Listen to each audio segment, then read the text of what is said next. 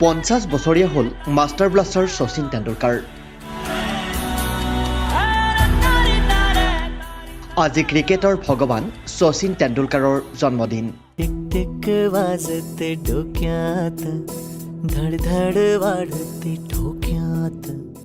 1973 চনৰ আজিৰ দিনটোতে মুম্বাইত জন্ম হৈছিল ভাৰতৰত্ন তেণ্ডুলকাৰৰ। এক বিৰল ব্যক্তিত্ব আৰু বহু বিৰল স্বীকৃতিৰ অধিকাৰী শচীন তেণ্ডুলকাৰ। 24 বছৰীয়া ক্ৰিকেট কেৰিয়াৰত যিগৰাকী ক্ৰিকেটাৰে গঢ়িছিল আৰু ভাগিছিল বহু অভিলেখ। জানো আহক ক্ৰিকেট তাৰকাগৰাকীৰ এনে বহু অভিলেখৰ মাজৰ কেইটামান গুৰুত্বপূৰ্ণ অভিলেখ। টেষ্ট মেচ আৰু এদিনীয়াৰ লগতে সামগ্ৰিকভাৱে আন্তঃৰাষ্ট্ৰীয় ক্ৰিকেটত সৰ্বকালৰ সৰ্বাধিক run সংগ্ৰহকাৰী cricketer Sachin Tendulkar.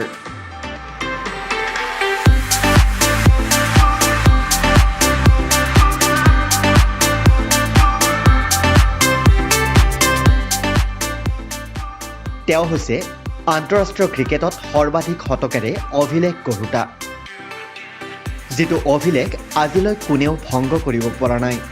টৰণ্টৰ skating and curling ক্লাবৰ গ্ৰাউণ্ডতে আৰম্ভ হৈছিল তেণ্ডুলকাৰৰ জীৱনৰ এক বিশেষ জয়যাত্ৰা।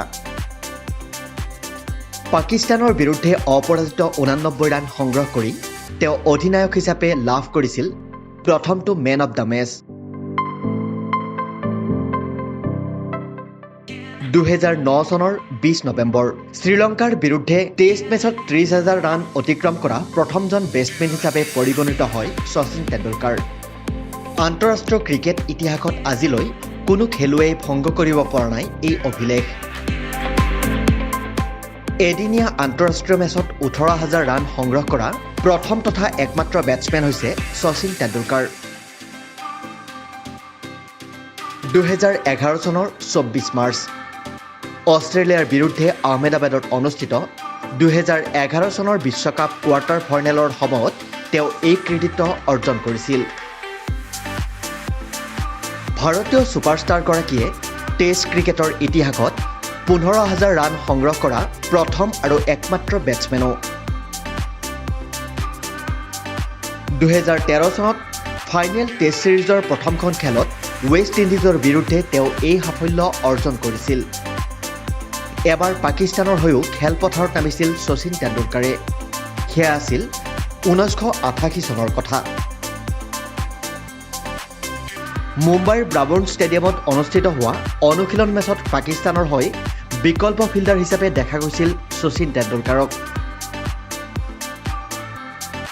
দুপৰীয়াৰ আহাৰ গ্ৰহণৰ সময়ত পাকিস্তানৰ ক্ৰিকেটাৰ জাভেদ মিয়াণ্ডাদ আৰু আব্দুল কাদিৰে খেলপথাৰৰ পৰা ওলাই অহাত তেওঁক আলহী দলৰ হৈ খেলিবলৈ মাতিছিল।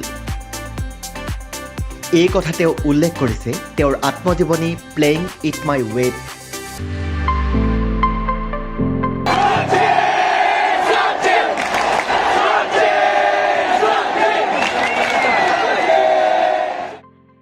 নিউজ ডেস্ক ৰিপৰ্ট, বাতৰি 24।